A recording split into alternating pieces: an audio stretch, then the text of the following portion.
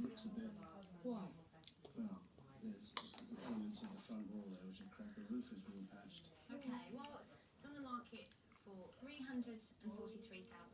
Now, the agents told me they're likely to take an offer of £370,000, and that's possibly negotiable. What you have with this property are 2 bedrooms inside here, and a 4-bedroom suite.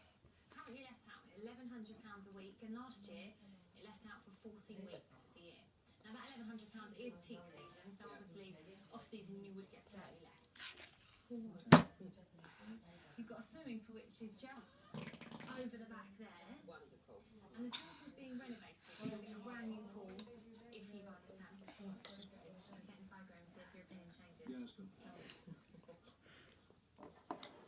So coming into your kitchen dining room, the owners did finish the renovation of this place 2 years ago, and they lived in the Jeep whilst they were renovating it. Really well done. It is. I must admit, they've done a really nice job on this. Yeah, Inside. beautiful. This is really pleasant inside. It is pleasant inside.